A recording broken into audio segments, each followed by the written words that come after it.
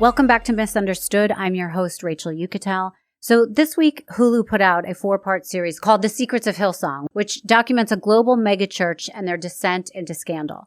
Carl Lentz was a celebrity pastor, a one-time hype priest, and a former spiritual advisor to many celebrities, most famous of which was Justin Bieber. My next guest was at the center of it all when it came crashing down. And I'll tell you that I spoke to her this week and I had a really interesting conversation with her. If you think it's just about someone being a mistress and coming in and ruining a marriage and taking down a guy who was a pastor in a church, the story is actually much bigger than this. So I was really honored to meet Ranin, and I hope that you guys listen to this episode because I think it's really interesting, and especially if you are into the documentary or into Hillsong, you will find this fascinating. So welcome my next guest, Ranin Karim. Hi, so welcome. Thank you so much for joining me. Thank you so much for having me. So I guess we have to jump right into, why we're kind of here. The documentary came out this weekend. Right. The first 2 parts. The second 2 parts will be out, I guess, this coming weekend or shortly. Right. Have you seen it? Well, I did because I felt I received a lot of feedback from different people, mostly like very disappointment, a lot of disappointment from people that have worked for the church, was part of the church, followed Carl for a long time. So I just felt like since everyone was also upset because how I was showing, I wanted to really like see it. Because it's funny enough, I didn't watch my own documentary because I felt like this is way faster and just don't like watching myself. So it was easier to just to watch that one. But I did. I watched both of the first episodes. They did not contact you to be in it, did they? Before I decided to go with the New York Post, and they eventually went on the Discovery Channel.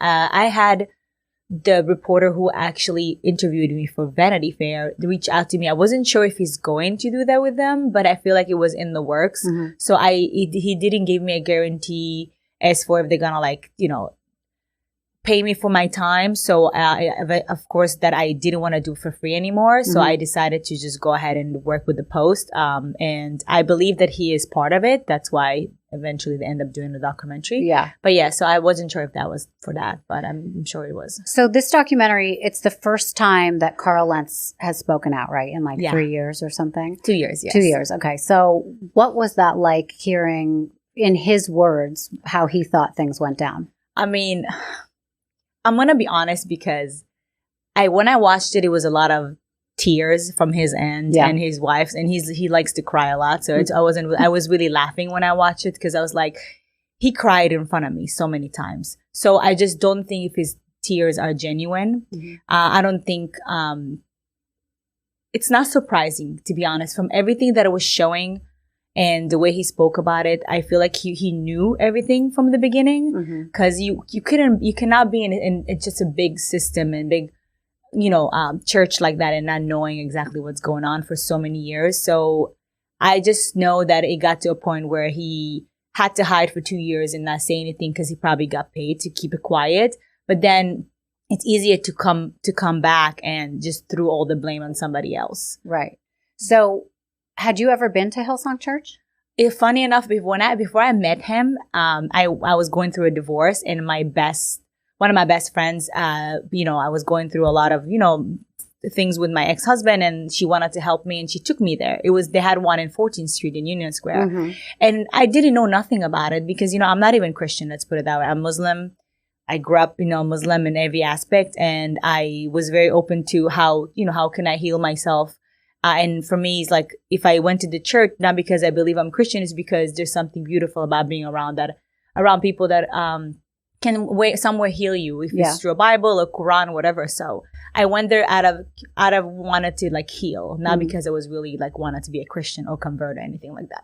So I went there one time. I do remember hearing about him, seeing him, not really remember his face. It was 2015, it was a long time ago, 2014, and I didn't know nothing. So looking back when meeting him was just so ironic to thinking that kind of briefly seeing him and not really seeing him and knowing of the church and being there one time. Right. And then physically meeting him. It was just very a big moment for me because I was very confused to why me and why all that happened. So, but he didn't make that much of an impression on you that you remembered who he was the first time you met him. No. So that I think that's important because a lot of people are confused. They think you met him because you were part of the church and you went there and all that.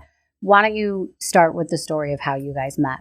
So I was back in 2020. I was working for Celine. And I was working from home. It was during COVID. I went to Domino Park, which is around my house. I was sitting in the circles. They had like those circles that everybody had to sit, 22 feet away from each other. Mm-hmm. And I noticed while I was working on my work phone, I noticed a person like stretching on the bench. And I was sitting literally across from the bench, sorry. And he kept looking at me and had a can of Coke. And I know he drinks Cokes after working out or playing ball, which knowing later on, that's what he used to do. Yeah. And he was stretching. Then somebody came from nowhere, bought him a blanket. I didn't even notice. Like, it was so briefly because I wasn't paying attention much. It was like looking up. There's a lot of people. It was in the middle of the day. Mm-hmm. It was sunny. It was in May. Funny enough, so I turned around, was girls sitting next to me. They were talking to me about my dog, asking where I'm from because of my accent. And I have noticed that he sat in one of the circles and he kept watching us. Mm-hmm. And he kept looking and looking. And I can tell that he was dropping his ears because, he's a guy. He's a good looking man. Wasn't wearing a ring, nothing like, unusual. Mm-hmm. And he was sitting on his iPad working, whatever he was doing. He was actually doing push-ups on the circle. Mm-hmm. And then I was about to head out and go back home because we were already late. And I noticed that he saw me getting up and he got up at the same time and he said, "You can take my circle." And I said, "I'm okay. I'm actually going home." Mm-hmm. So at that moment also was some guy just gave me a paper and he said, "Hey, please call me." Like he gave me a little note and I took the note and I was like folded it and put it in my hand and kept it. And then when I started walking with Carl, he was like, I was telling him it's so funny. I'm very, very friendly when I meet people. I'm not going to be rude. So I was like, he started walking with me, which I thought is weird. But okay, we walk in the same direction. He's handsome. I was just like, okay, cool, let's walk. And then I told him it's so funny. This guy gave me his phone number and it was like random and I just ripped it in front of him and I just threw it away. And he said to me, "Well, like for how long you live in the neighborhood?" He started asking me a lot of questions. Mm-hmm. And we kept walking towards.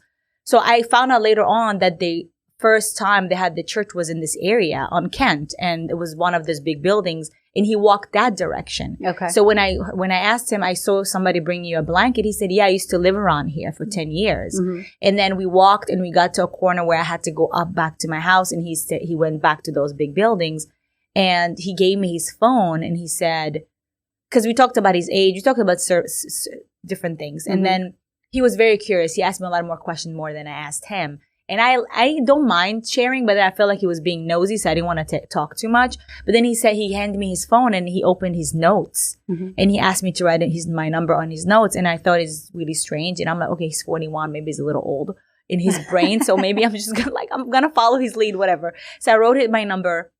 And then when you text someone, you usually have the little emoji face. And I had like my emoji, not my picture. And he said, "Oh, this emoji doesn't do justice to the way you look like." Mm. And I was like, okay, that's already flirtatious comment, right? Mm. And then he sent me photos of his dogs and he told me it was so nice to meet you. That was the highlight of my day at the park. And you kind of like, okay, he's really like trying me, right. Like it's not like, and I was at that point I said, "Can I please have your last name? Because I want to save you on my phone." Mm-hmm. And he was like, "Oh, I think it's better for us to like maybe meet again or have you knowing me rather than you like researching and doing your thing." So he already knew that I'm going to do that because everybody Googles everyone. Of course. I don't want to be around a cycle, So I kept like, he sent me a photo of his dogs to show me that he have dogs, like, cause he met my dog was with me. Mm-hmm. And I was like, oh, and we kept chatting. And then he said to me, "Well, tomorrow when you go to the park, save me a spot." And that was Friday. So Saturday I went back to the park and I asked him, "Do you like coffee?" And he's like, "Oh, you're so nice. Why I didn't meet you before?" Like very much kind of like where this guy came from, We get to the park. He was sitting really far away from the park and I can see him. And I was like texting him and said, "Why?" Actually, I called him and his phone, I think, was dead because the battery from the heat, whatever, his phone wasn't working. And then he noticed me and then he came around. He sat on the bench and I was sitting on the grass. And he kept asking me questions like, and I cut him off and I said, wait, you ask me too much question. What do you do? Mm-hmm. Like he said, I told you I manage like athletes and I travel with them. And I was like, you're an agent. What? Like, and he asked me, like, what do you do? I said, I worked in nightlife before. Like I know a lot of people in the industry. He said the same thing. He used to travel and party with people. And he just went on and on. And I got to a point where I was very curious, like, what is your story? Because you seem very mysterious. Mm-hmm. And he sat on the grass with me and I said to him, these photos you send me of your dogs, where are they? Mm. He said, they're in New Jersey. I said, are you married? That's what I asked him. And he said, yes, I am. And I said, okay, so for how long you been married? He said, for 17 years or so. Wow. And I said, okay. So at this point, I was like, this is really annoying because it's like, why are you wasting my time? Yeah, right? 2 days now you spent with this guy. And no, he basically, because the day before he was saying like, oh, we should do some tequilas together and do some shots. And then he's like, I'm going to hit you up later. And I was actually on a date with somebody else. Mm. And he hits me up and I said, okay, so let me know. I mean, if anything, I can just leave because I liked his attention more and I wanted to like bounce. But he never got back to me and it was not a big deal because I just met him. But the day after, I was very bummed. I'm like, this is annoying because who want to waste so much time and talking to someone going anywhere? So he said, I have to go have a meeting. I have to be on a Zoom, whatever. And he left. Later on, I get a message from him of a picture, like he took a photo from the penthouse he was staying at on Metropolitan. And he send me a photo as like, if you take a photo, you can see me from the park. So he took a far photo to be like, oh, I can tell you were disappointed. That I told that I was married. I said, actually, yeah, because kind of like you don't do all of this for nothing. Yeah. Let's is really not okay. And then he said, and it's okay. Maybe you can just come next time. We can tan on the roof. He invited me to his friend's house. Mm-hmm. And I said, it's okay, like whatever. And then we end up discussing to actually meet up. And I said, it's okay. We can just be friends. Like we can just have drinks. Because I can separate from wanted to be into you and actually have you as a friend. Women knows how to put guys in the friend zone and we're really good at that. Yes. And men doesn't. So we can just turn the switch off, which I did. So he ended up inviting me. He called me FaceTime. He said, oh my God, you look so beautiful, whatever. Do you mind if I come to your house? And I was like, oh, I don't know. I don't feel comfortable. I really don't invite people because my home is like my temple. Yeah. I really don't have people in my home like that. It's and very this was personal. Like the third day now? This is the same Saturday. The same Saturday. Yeah. Okay. The second day. Yes, the second day. And then I remember he asked me to, he came over, he brought the tequila with him in his backpack. And then he sat on the couch across from me, like he's there by the wall and I'm sitting here. And he was like, oh, do you want to get more comfortable and maybe change? And I said, this is a weird request. They asked me to change my pants. So I did actually, because I was wearing those pants that was long. I said, okay, I'll wear like shorts, like I have shorts. So I wore shorts. And he was, you can tell he wanted to feel more comfortable. And then I started asking him like a little more questions. So prior to that Saturday, I went home and I was going crazy in my head. I'm like, I need to find out this guy's last name. I need to figure out who he is. And I said, okay, I'm not going to invite a stranger to my house where I know who he was. Mm-hmm. So I went online. I found this app that you can pay $1 to find out more details on the person. And like a reverse. It's not like, it's more like you put their number and it gives you all their background, like where they live, where they come from. So I put his number, which is a Virginia number. Okay. And then I looked, everything came up and it says what his last name. And I was like, oh my God. And then I looked him up and I said, this is so crazy because I briefly saw his face somewhere because the church was like Hillsong, like back then when I went to the church in 14th Street, the stages was like, it was a theater. So you have a lot of like, those like balconies, and then I was on top of the balcony. You can see the stage, so I wasn't really able to see the whole stage. You could see a glimpse of it because there's a lot of people. And so you didn't see his face that close up. No, but I thought it's really weird. I'm like, back then I was like, he's wearing those skinny jeans. He looked like a rock and roller. Like he wasn't like a pastor to me, which I wasn't really. I don't know nothing about that, but back then I didn't know. Mm-hmm. So whatever. So we go back to my house. We're sitting, we're talking. And then towards the end of the night, nothing really happened. Like, we were chatting and then he was like, I feel so bad. I shouldn't be doing this. Like he was walking by my door, standing by the door and we talking. And I said to him, relax, it's all good. Like nothing's like, we're okay. Like I was laughing. I was like, it's not a big deal. Like I feel like he was more emotional than me. It was like, I was just, okay, I live in New York. I'm a woman. We all go through disappointments and like rejections, all that thing. So it's normal. So he ends up leaving and then he messaged me, was so nice, whatever. Do you mind if I text you sometimes, check on you? Like he wanted to keep it going. Right. And that's what was upsetting to me because people start saying things about me. You don't know the whole story. Yeah. Because I have tried to tell him to leave me alone multiple times because I know that he's somewhere, he's not really, it's not registering what he's doing, because he was so reckless, like to how things ended eventually. Right. But it just went on, and then he one time, June, what else do you want me to tell you? Because there's a lot of information. Yeah, you just gave so much information. So let's slow down for 1 second. So I think it is a very interesting thing that people do not talk about enough, that married men or married people, whatever, say a lot of things to get their way, and they're very deliberate about it. Correct. And, I think a lot of people are very quick to blame things on the mistress and say it's all the mistress's fault. Correct. And the mistress gets the stigma and always keeps the stigma. Correct. But, I think the thought is kind of like, oh, this woman swooped in, stole him from his wife, corrupted him, and, was like this disease or this weapon of mass destruction that blew something up. Right. Many times, it's the men making it okay and saying things that, we want to hear, or saying things that is not true about what's going on in their life, but they want it to be true. Correct. So you were single, right? I mean, you could date anyone you wanted. Correct. And so it wasn't your issue, it was his. And you eventually, it sounds like, went with your gut on, this guy's making it okay, so what's the problem? No, and I think it's that's what I kept saying, like, and then he had a choice. Yes. Because he did came to me and he asked me to go sit on the bench. I literally told him, he said that to me. That was a hurtful moment. He said, I go back to my family, you go back to nothing. And I said, that's a good point. Because I really don't go, I go back to blank canvas that I can draw anything on it. Because, you go to your family that are clearly unhappy because you married somebody that you were forced to be married to, because that's what they told you to do in order for you to get to where you got in your life. And it was all monitored and planned, because in reality, I even told him one time, and he agreed, and I said, you like this kid that want to play so badly, but it's been like hiding inside of you. Mm-hmm. And he looked at me, he said, yeah. And I said, that's why you're drowning in yourself. Right. And I kept telling him, like, basically wake up, like get your life together, because you are like a disease that hurting everybody else, including me, even that I didn't look for you. I had no idea who you are. Mm-hmm. I never met you in my life before, rather than just a moment. I don't even know who you are, like, as a person.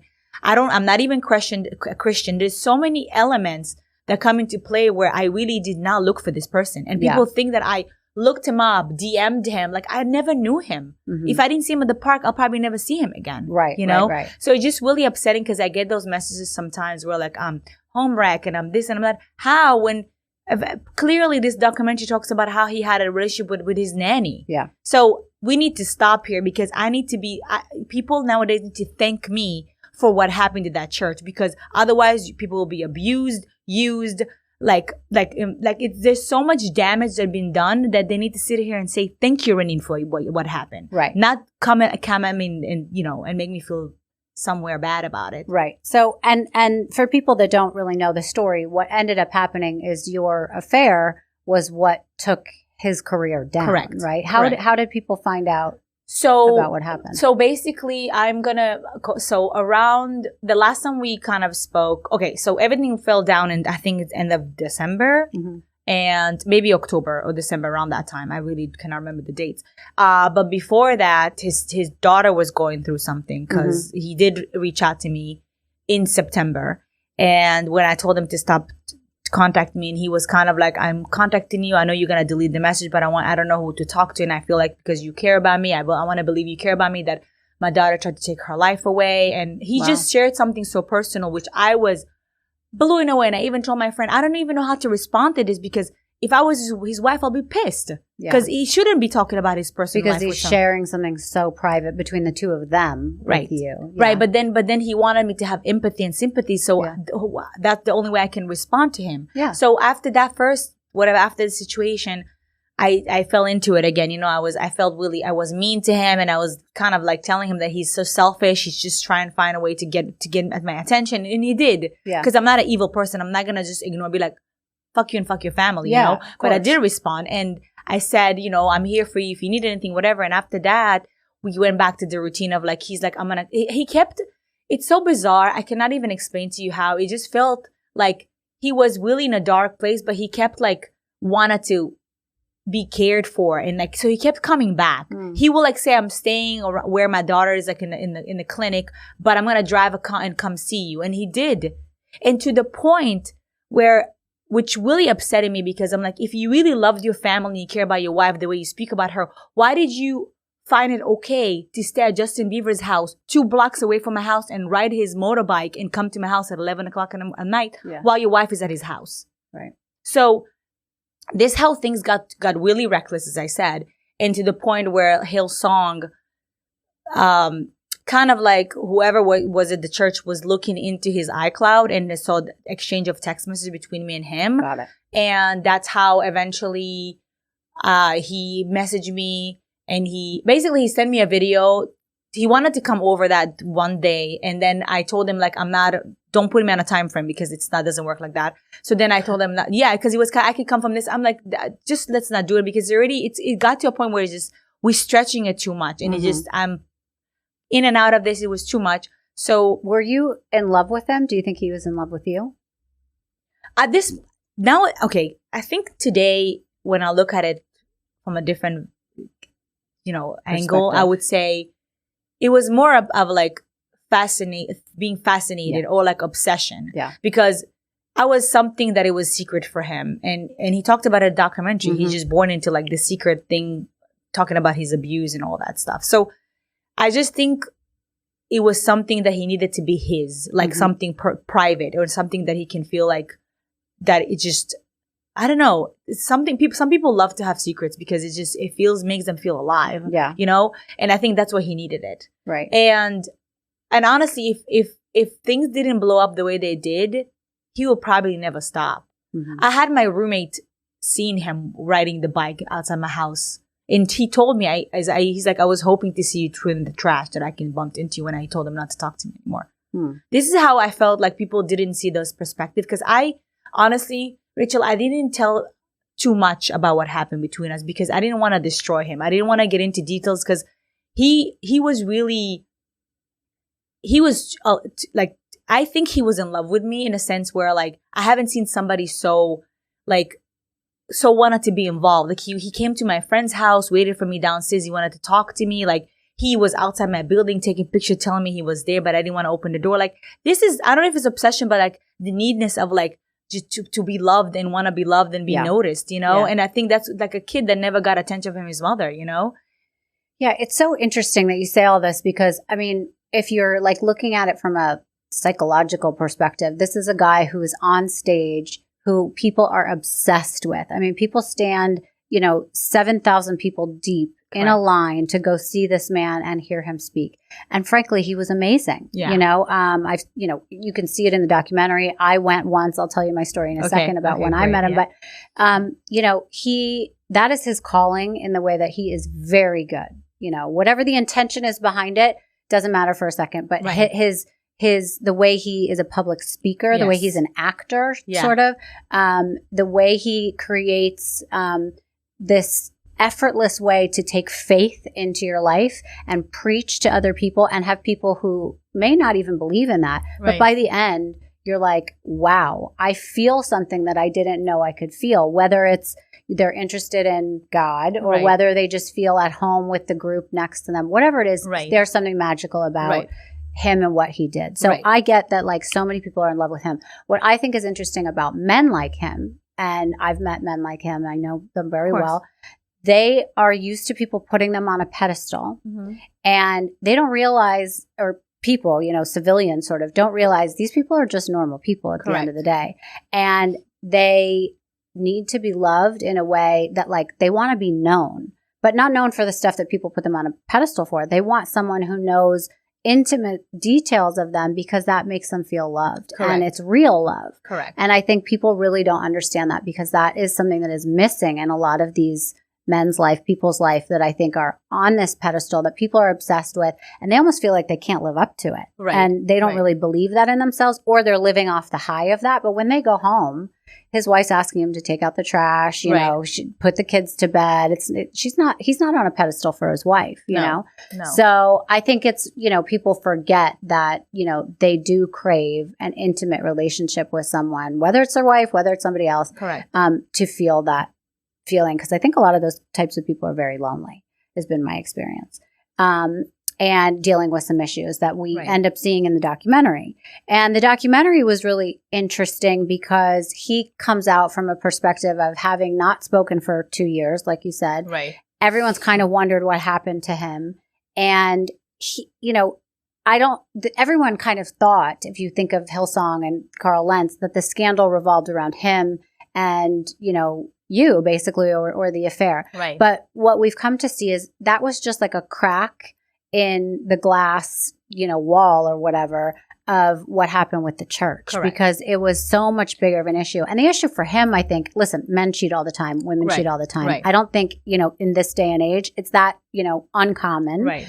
People can, say, oh my God, that's so disgusting and make so many judgments. I don't think anyone doesn't know someone who's cheated, so I think people have to stop and just relax for a second. Exactly. But the issue with him was that this wasn't, what he was preaching from his church. I mean, you're not supposed to have infidelities. You're not supposed to go outside your marriage. Your marriage is supposed to be the thing that you love. The bottom line is there are so many things that he's preaching that he's not living by. So I think that was... He said that to me, though. Did he? He did. He literally said to me, I feel hypocrite because I help people with divorces and I help with cheating and all that stuff, and I'm sitting and I'm doing this.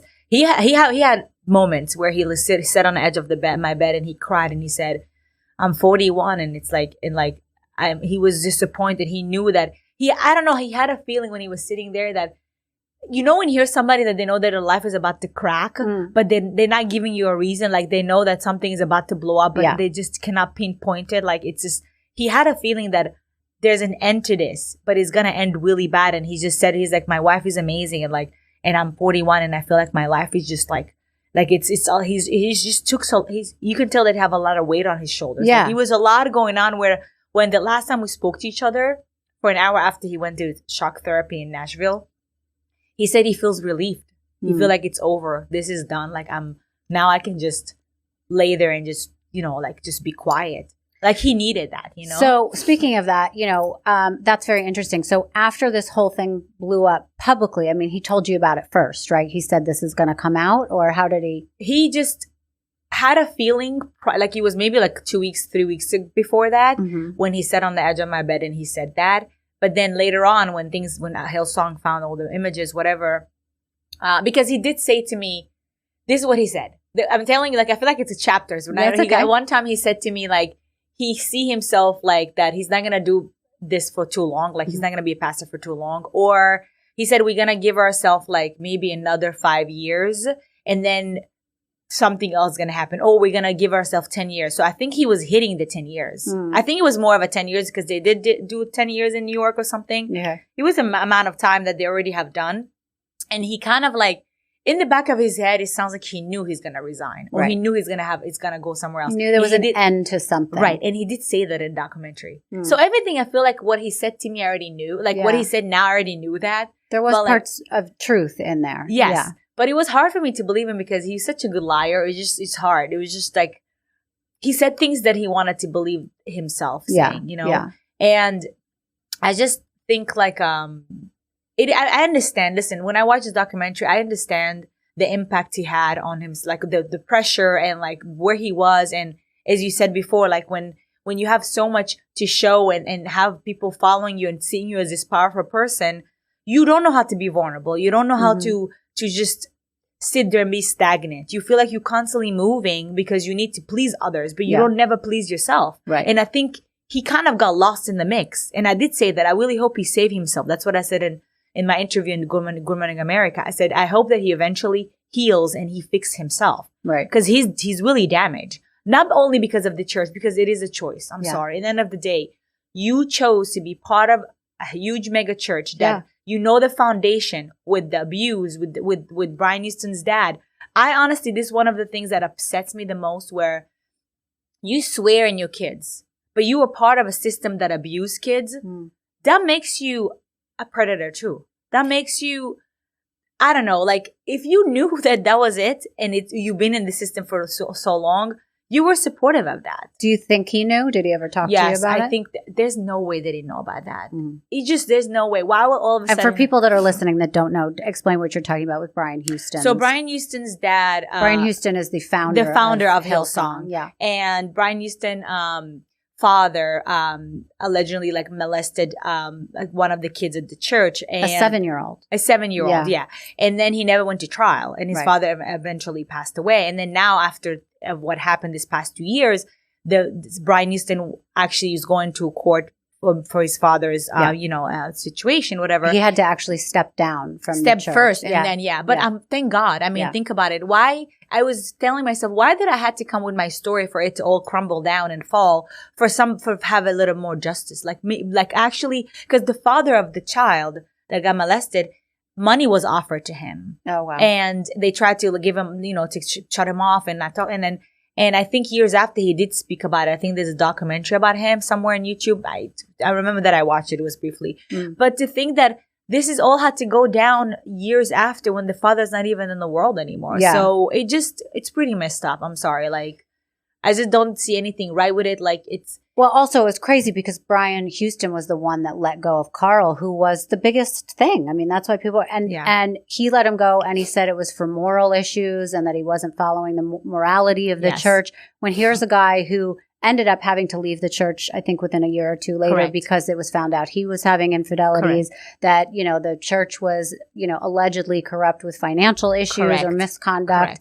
And then these issues with his father potentially, allegedly molesting a 7-year-old who came out and spoke. And, and I think it was actually documented that Brian Houston blamed that on the child. The child has come out saying that Brian said, "This was your fault. You tempted my father." These kind of things. And it was, oh my goodness, I didn't know about that. But I know, I'm telling you because I know the abuse and the mistreating people have been happening back in Australia. Yeah. I have spoken to a lovely lady, I'm not going to mention her name, that she have spoken also in the media about how she was abused. She went to the Hillsong, whatchamacallit, the college. And she was sick at some point, and they had her cleaning the floors for hours, didn't care about her health.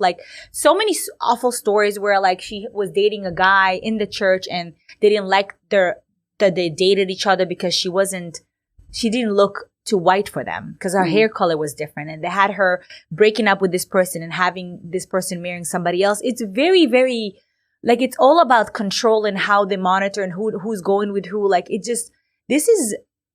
It's a cult, at this point. And they also didn't believe in being gay. So they made it very difficult I think members, of course, were gay who came and worshiped there and followed Carl and followed Brian. But the ultimate message of the church, even though the message was supposed to be come one, come all to our home, welcome home, they did not believe in gay marriage. They didn't believe in people being gay in general. So I think that, took a toll on a lot of people that felt like they had to put that part of them aside to be part of the church. So talking about that topic, which I never spoke about it.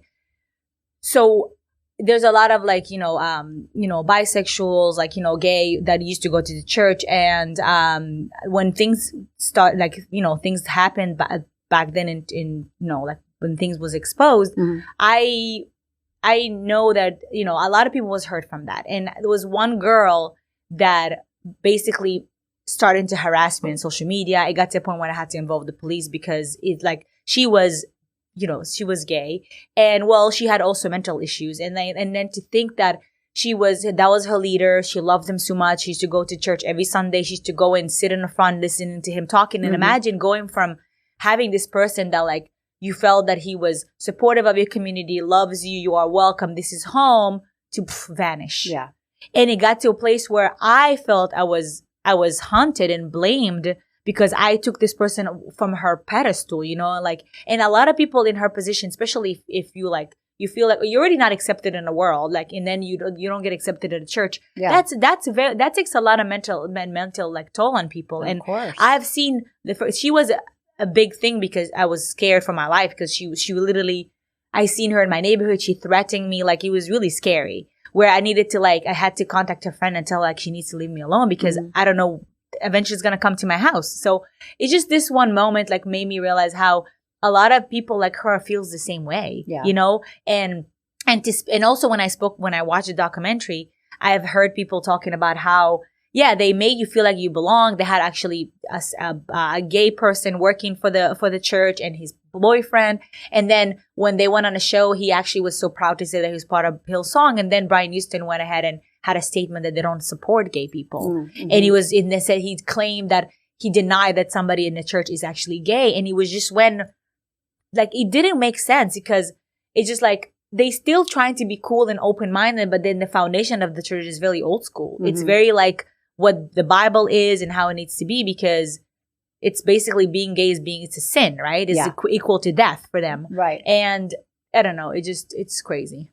So another thing that came out in the documentary that you remind me of now in talking about this and all the secrets is that, we knew ahead of time from the papers, Carl was having an affair with the nanny. Right. Did the nanny work for him when you guys were together? Did you know about the nanny? He never spoke about it? No. So I have to be honest. It's something that I knew about Leona before she even spoke to the media. I had a source that I have spoken to that knew the Lentz family. And apparently Leona's name was written in the diary that Laura wrote. And she knew about it. Mm-hmm. I mean, obviously nobody spoke about it before, but the fact that they brought it up this is what's crazy to me, because in the documentary, she said that it was mentioned in the Zoom meeting, but I'm confused because Leona worked for her before this other person that worked for her I know about. Mm-hmm. I know the story before it even came out. So it was really like, I knew that Leona was like working for them as a nanny. Her husband he still works for Hillsong. Yeah. And she was working for them for 2 years, I guess. And then apparently. And for people that are listening that aren't familiar, her husband was a pastor, I think, and she was his working. Wife, right. And Leona, who became the nanny for Carl, was also working for the church in some capacity. Yes, right. So the church, I think the church actually had her working for Carl. Because, they do have volunteers. So even another girl in the documentary spoke about how while Leona was babysitting Carl's kids, she was babysitting Leona's kids. Yeah, which sounds crazy which is bizarre. She was giving 60, 70 hours a week. I'm like, first of all, like, why? Yeah. If she can have, like, I think the church was actually, again, controlling what they do, where they go and whatever. And I think Leona ended up having to work for them. But more than be with her own family. Correct. Yeah. Yes. But what's weird to me, it's like, because Laura said in the documentary, she did feel like something is off between her and her husband. Mm-hmm. But and people still think that Leona was like, it was consensual relationship, which I don't know if he was, because he's very persuasive, like when it comes to what he wants. And he kind of makes you feel like, he's very gentleman with the way he touches you, but then at the same time, he just makes you feel like he's just not invasive. Like it's very interesting how he moves, Right. So I can see him, the way he knows how to persuade people on stage, he knows how to do it one-on-one. Right. And I was monitoring his behavior because I'm very curious about people, but I don't know what is her mental stage. Like if she was really into it, if she really like felt like she doesn't lose her job, you don't know what happening. So I felt bad to hear the Leona story on the documentary, because she came with her story is being abused. Why would she want to put herself in the spotlight if it wasn't real? Right. Yeah. And again, for people that are listening, it came out that Carl was having an affair on a Zoom call with everybody that he works with. And Laura, his wife, happened to be on the same Zoom call, which they knew she was, but they didn't know, I guess, that she didn't know, or maybe they did. But it came out and Laura was devastated because it confirmed all her suspicions, that she said she was having these suspicions they were having an affair, but he had denied it.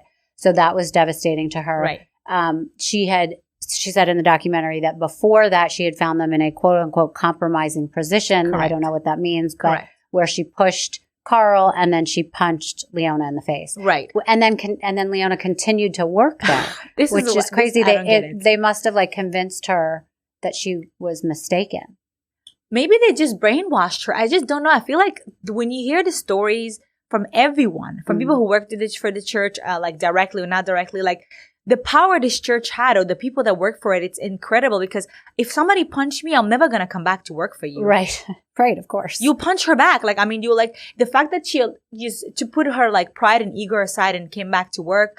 that's some evil shit. I don't know. Like, I don't really agree with this because I as a woman, I want to be, she's a mom too. So I feel like you guys, I'm talking about them, especially Laura and Carl. You want to put her on a spotlight. You want to talk about it as like she was okay with this, whatever, and she agreed on that. But like, how about her family and her kids? You want to protect your family and your kids, but she have family too. Yeah. And nobody tried to protect her. Right. You just put her on a spot as she's this woman that worked there for 2 years and she's trying to steal your husband from you, but you still kept her there. Right. And you want her to take care of your kids. So I'm questioning you too. Like, what did you do then? It's a really good point. And then now, after the affair was found out, then she went on to claim that it was sexual abuse. Correct. And she was coerced. And the power dynamic was so difficult because he was the boss. Correct. And it's really easy to see that, even though it was quote unquote consensual. Right. She, it's not like she was forced to have sex with him or whatever went on.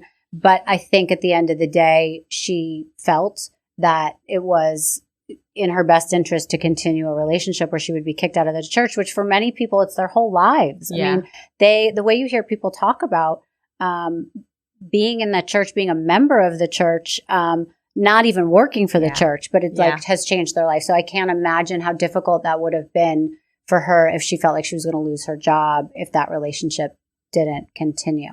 So we don't know the what really went on behind closed doors, but at the moment, Carl is denying that. I think that's a big statement that came out in the documentary, that he said unequivocally he did not sexually abuse Leona. It was consensual, and he's moving forward with that it's statement. Crazy, so it'll be interesting to see what happens there. Because he's like, her husband, and her husband worked for you. Like I feel like there's no accountability. It's just kind of, there is accountability, but it's none. It's like a semi, okay, I'm going to take responsibility for what I did.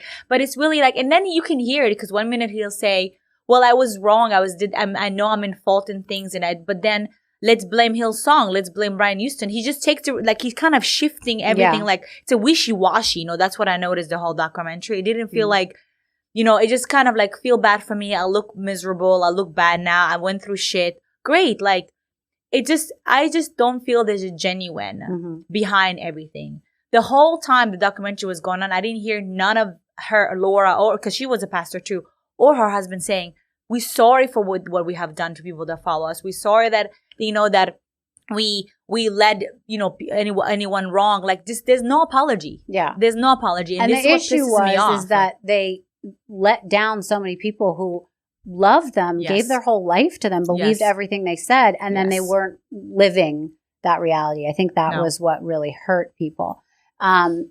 So do you think that he is going to get back into church life now? I heard that he's in Oklahoma City or somewhere, and he's working with a church, but he's no longer, in a position to manage people or get up and create, give sermons. Yeah. I mean, because the thing is, I heard, because I don't know if it's really him, but he reached out to me from a fake Instagram. So asking if there's photos, giving somewhere, whatever. And that was a month before the documentary comes out. So I don't know if it's really him. It can be anyone. I heard that he did try to like something with HR. He needed to make sure that he can get the job at this church. And then when the documentary came out and I asked people around, they said, yeah, there's rumors that he's going to work for some church. Yeah. And it was a confirmation of like, okay, maybe it's really him, because why will he ask me so many things? Yeah. So do you think that he is really sorry and that he's back with Laura and everything's good? Or do you think that if you reached out to him, he would, contact you? And he did contact me in the past 2 years. He did. He contacted me from a fake phone, pretending to be a reporter, and told me that he loved me then, he loved me now, he loved me forever. He think what I did can be undone. I did this for social media and be famous. And it was funny. I said, wow, you have the audacity to message me and still not say sorry and want to blame me for everything. I said, this is so typical. Wait, but how could he blame you? You weren't the one that leaked it. They found it in his iCloud. Because you did interviews. Because I went to the media. Because I wanted to be famous. Because I didn't lose anything. Like, I didn't lose my job. I didn't have my family didn't want to talk to me for months. My mom disowned me. Like, nothing happened to me. Because that's what I'm saying. It's always like me. It's always about him. Yeah. And what affects him and how it makes him look like. That's why I don't think he's genuine. Right. I think a lot of people, don't understand the difference between women who want their 15 minutes of fame and go to the media because they want to be famous and they're going to get deals, out of this. And people that go to the media because they want their story to be told because they're being seen in such a light. Yes. And it's difficult because you're like, wait a minute, that's not what happened. And let me explain to you who I am because I'm much bigger than this. And that you have to know that there's something else that went on. It's not, about, I'm waiting to get on, Celebrity Big Brother or something. And I tell you because people have seen me later on doing the Ex on the Beach, but the only reason I decided to go to the media, even though he didn't say who I was when he posted that post and said he was unfaithful, is because the last time we spoke on the phone, because he did spoke to me multiple while he was staying at Justin Bieber's house. He'll go up down the stairs and I can hear him in the stairs talking to me while his wife in the other room. Like, he did care to stay in touch with me till the last days before they take his phone from him. So while people say he didn't care for me, he did care for me. He wouldn't be on the phone constantly, like talking to me, making sure I'm okay, so he can move on with his life. So I don't care what people say. I know my story. Yeah. But what triggered me the most, and because of my personal experience in life, people don't know me like that, and I don't have to share it. He said something after talking for an hour, saying he was in Nashville, did the therapy shock, and he wanted me to, I should go there and all that good stuff. And then he said he was unfaithful before, but he never loved anyone. He did say that to me. But the last, what he said was, don't worry about it. Your name is been buried. Nobody will know who you are. Like, don't worry, I buried your name. Something in that form. Yeah. And when I got off the phone and I literally said to myself, I said, oh my God, like, I came from very repressed culture. Like, I'm Muslim. I cannot be the way I am. Like, all my life I had to like fight with men and want to express myself. And I'm not going to let any man bury me. Right. So this is what motivated me to want to talk to the media, because I'm not going to let anybody bury me. And I think it stemmed from that, like, to be able to speak up and to be myself and not feel like it's like, okay, it's another story and I can just move on with my life. This is why I did what I did. Incidentally, you brought up that you were on Good Morning America and some of their shows. Right. Amy Robach interviewed you. Right. She has now been fired for her infidelity. Oh, shit. Did you not know that? No, I didn't know that. She was having an affair with her co-anchor. Oh, shit. And they were both married. And they have both been fired. This is so ironic. From their job. And this happened a couple months ago. You didn't know this? I really don't. I try not to because I didn't look. I didn't read about it. So, and the story that, that normally they're, hosting a show and reading stories, the story became them. And this was front page news for months. That's crazy. And one of them, I think, is now getting a divorce, and the other one, I don't know that the divorce is final, but they stayed together. And stop. I'm going to look at it. I'm going to look it up later. I thought it was interesting because I know that she asked you kind of in a condescending way, did you know he was married? Did he tell you he was married? And why did you continue your behavior after finding out he was married? So I thought that was a very interesting interview for her to give when at the time that she's interviewing you, she was having an affair or about to start on one. I would have to look at the timeline, but that's really incredible. I just don't like the fact that, when I did this interview, they really wanted me to say sorry to his wife. Yeah. And they did, there was an hour of an interview and they just, that was their goal. It was 5 minutes. Soundbite, yeah. And I'm kind of, and then on the documentary, I said, actually, I don't think I need to say sorry because he needs to say sorry to her. Yeah. Because, I feel like at the end of the day, I kept telling him, go back to your family. You have a family. That's what I said. And that's the crazy, but I feel I'm so close to be like, let me just post those freaking messages because I'm tired of people but I told myself, no, I still want to respect him and not do that because I didn't share any screenshots, any videos that he sent me, anything, because I wanted to still respect his family. But then to think that I'm the villain is really upsetting. And it's just funny that I got interviewed and then the questions that she asked is just kind of like semi-questions to herself, Yeah, exactly. But also with that edge of being a little bit condescending and wanting to get something out of you. So to feel, feel okay with her situation. Yeah, and I just wanted to go back because I talked about how I had met Carl before. Yeah. I owned a store at the time, a children's store, and somebody had donated 50 backpacks to the store.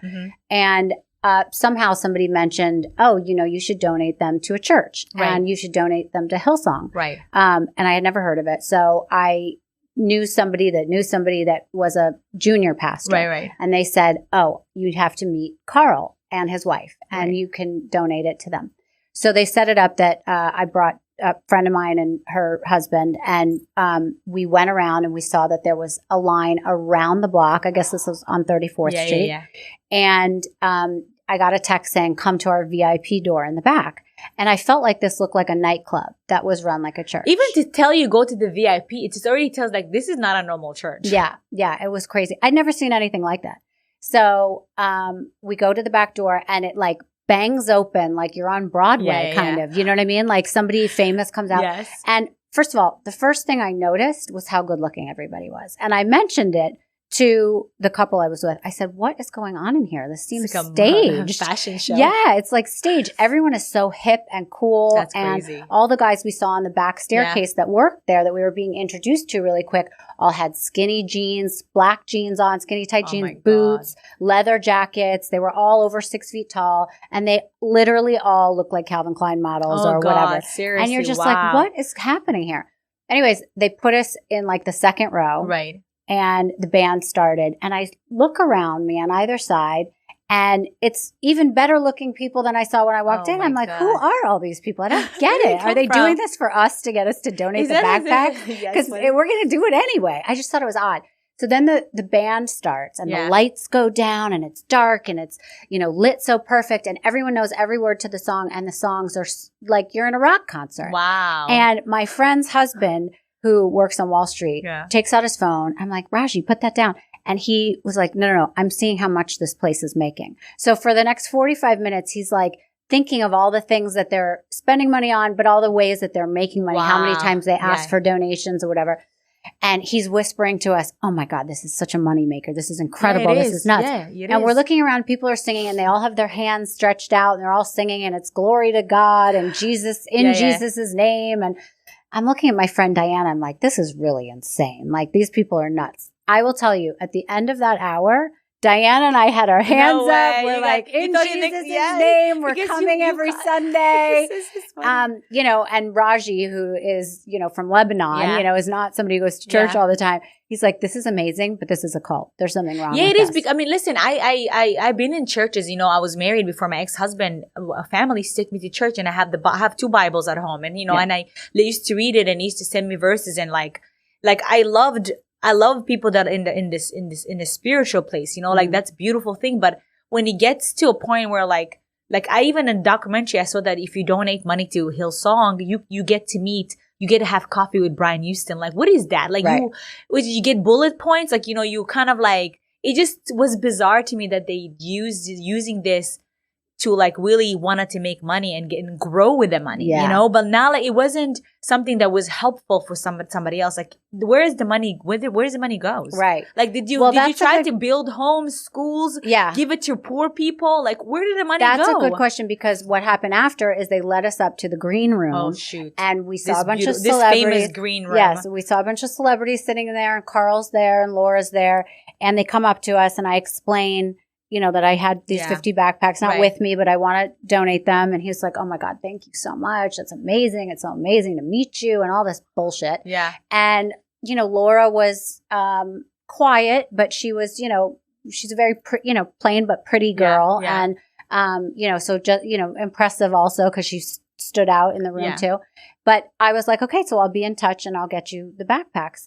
And I felt really good about it. I'm like, I'm donating something. This makes me feel good. That they allow you, because I heard getting to the green room, it was such a hassle. Oh, yeah. It was. So, but listen to this. Go for it. To this day, they never took the backpacks.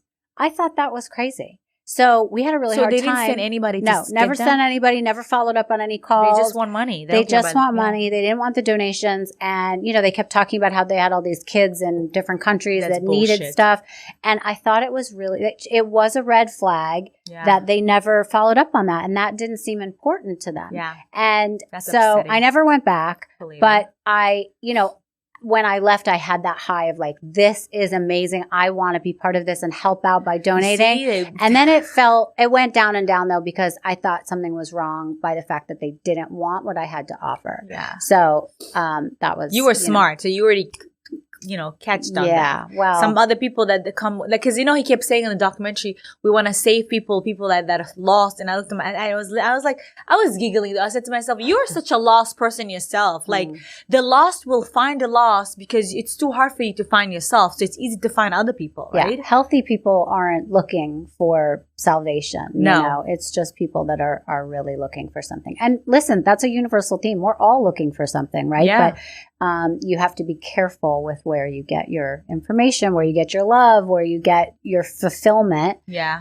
To make sure it's real for everyone. It's true. So my last, how I want to end this is, what do you think is the most misunderstood thing about you or your scenario that you kind of want to, make known, that you want to clear the air about?